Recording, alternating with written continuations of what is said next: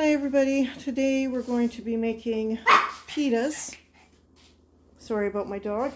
So we start out with the yeast. So we do 3 tablespoons of the quick rise yeast. Sorry, 3 teaspoons, pardon. 1, 2, 3.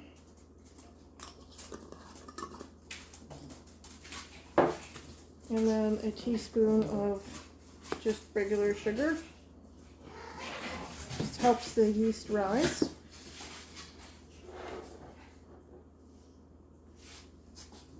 And quarter cup of warm water. I'm just getting tap water from the sink.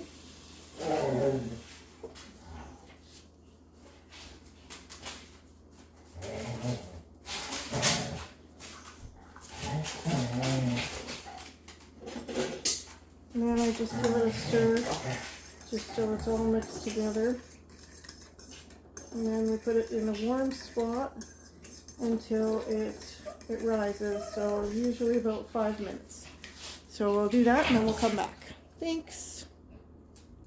Okay, so we are back and we're going to start getting the flour mixture ready. So we need 4 cups of just flour. Any regular flour. I just use no name brand or President's Choice, whichever one is on sale. So 1,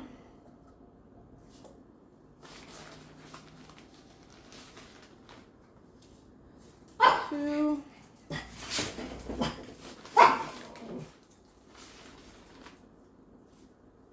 3,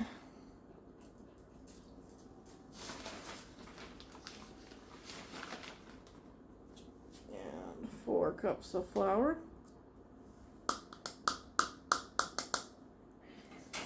And then we need a teaspoon of salt. Just table salt is good. So just a teaspoon of salt. Put that in there.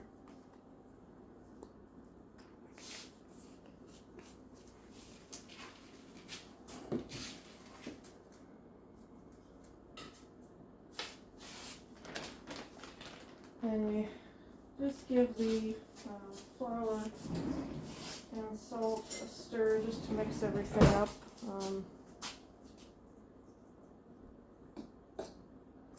So all the salt isn't in one place.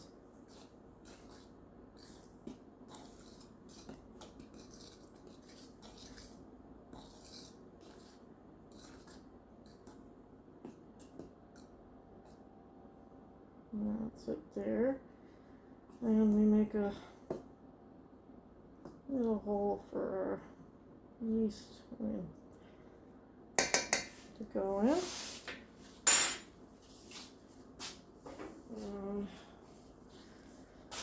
This is what it looks like now that it has been activated. So we go ahead and pour that into our bowl in the center there.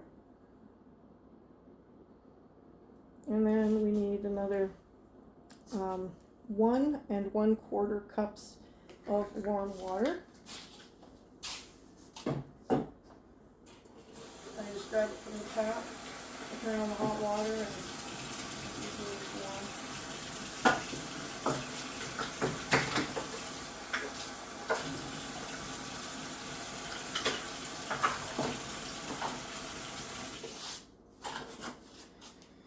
And I went ahead and I put it in my bowl that the yeast was in. And then I can pour it in here. I'm going to use this for mixing in the beginning. You can use a stand mixer, or you just have to use the bread hooks if you have a stand mixer. I prefer to do it this way. So I'm going to move that bowl so it's not in the way. Not really thinking what I'm doing here, sorry. Okay, so I always just try to clean the outside of the bowl. Just makes it easier to clean the bowl after. Dough is not fun to clean off of a bowl or from anywhere.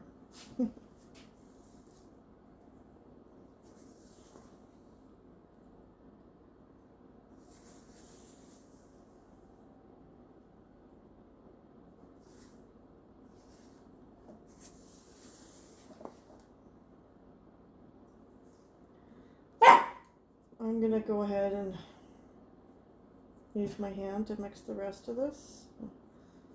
Let's take everything off of the spatula so we have everything in the bowl. Just put this in the bowl that I was using.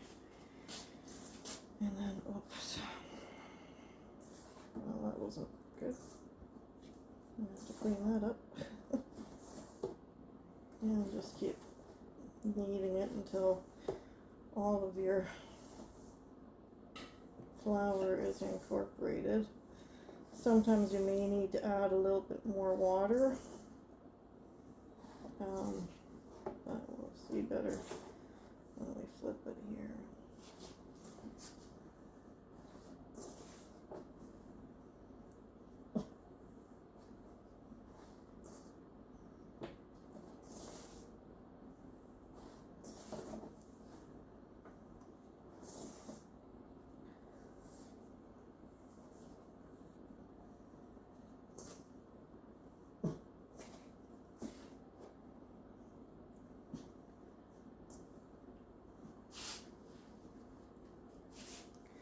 I am going to add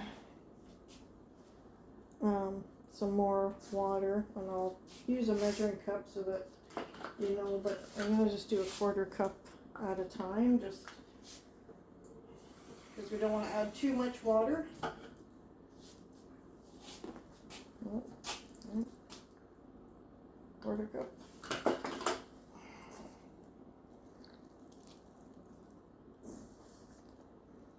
So then we're up to 1.5 cups of water.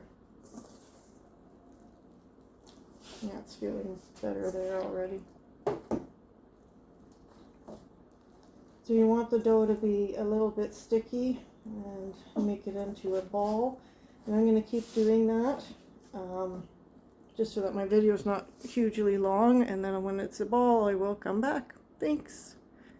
Okay, so we're back and it's rolled into a ball, and as you can see, it's sticky but not sticky enough that it sticks to my hands. So that's how you want it. I transfer it to another bowl just because I think it's easier instead of having all this stuff. You don't have to, but I just put a little bit of oil in the other bowl. I use olive oil. It doesn't really matter what you use as long as it's kind of coated. But I think I need a little bit more.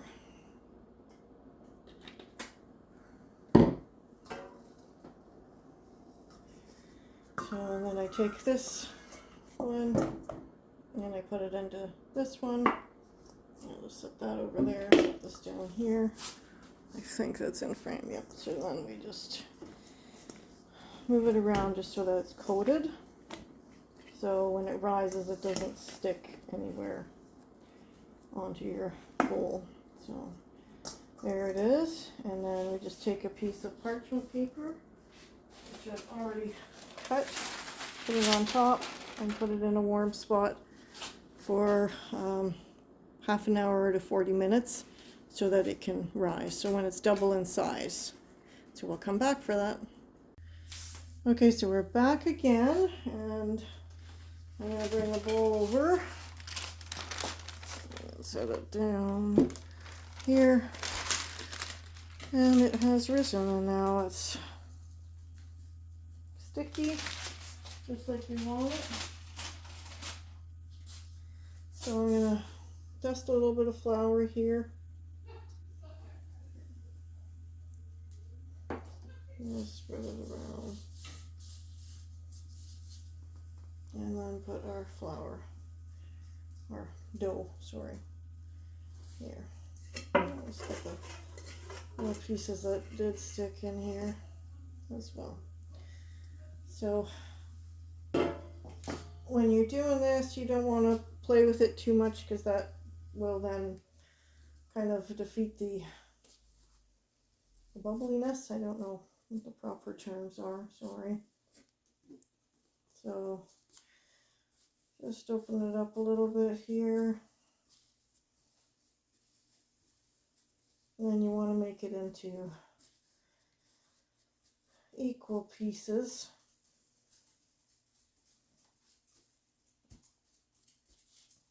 So that you have the same size pitas.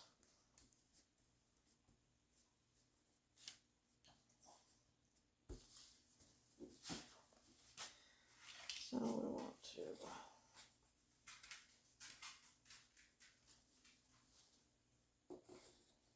one, two.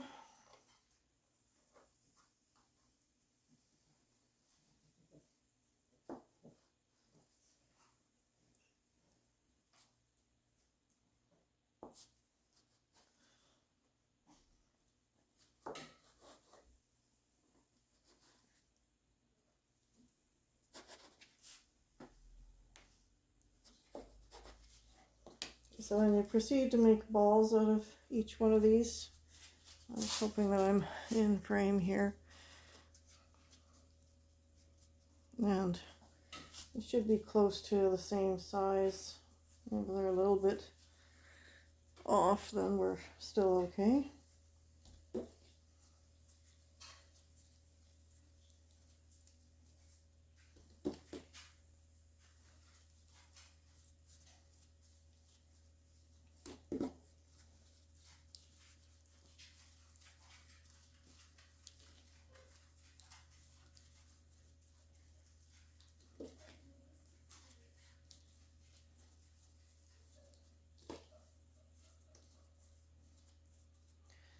So for each one, you want to just use your hands. Do not use a rolling pin because then it won't make the pocket that you want for pita to be. So you push down in the center and work your way out like this. Or if you've made pizza dough before and you're good at stretching it and doing so, then that's what you do, but you try to avoid the ends and stretch it out with your hand.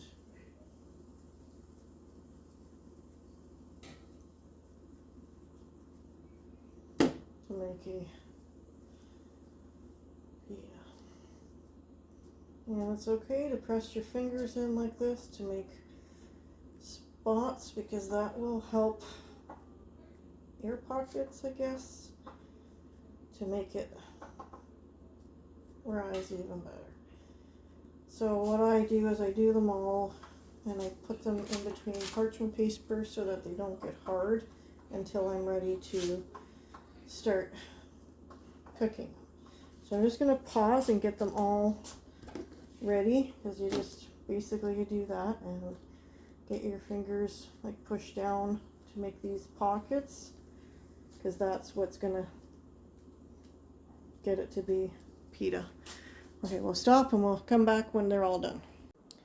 Okay, so we're back again and I have everything ready here. All the pitas are under parchment paper so that they stay, so they don't get hard, I guess. And so then we just gotta, of course, you gotta turn everything on. And this has to be hot.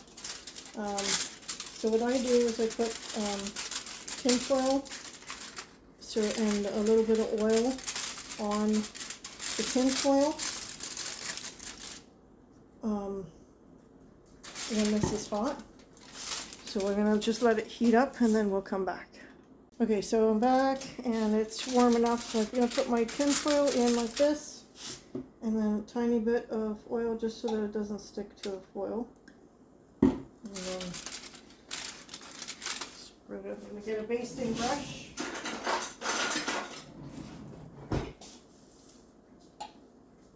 and just move it around just so that it's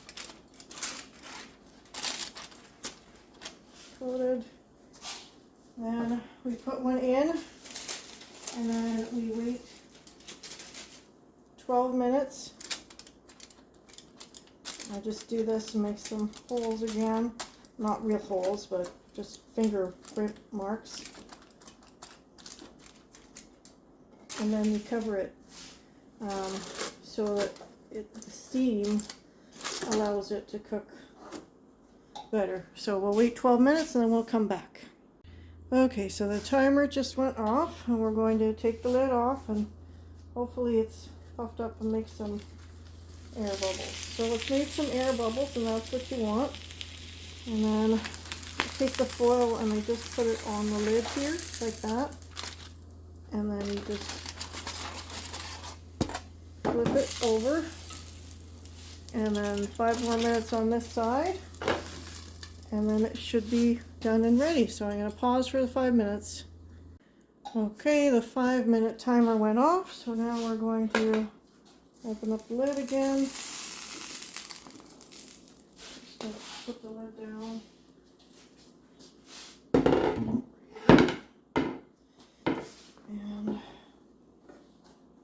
take a look at our pita.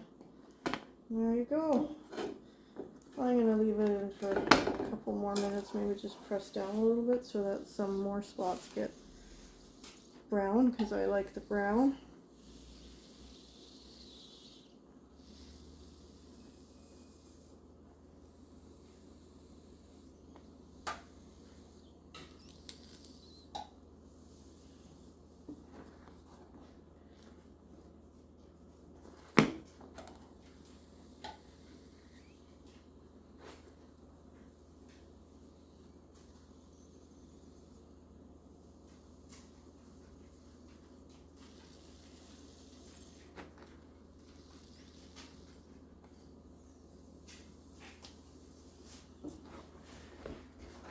There we have it, and then you just do the same for the rest of them.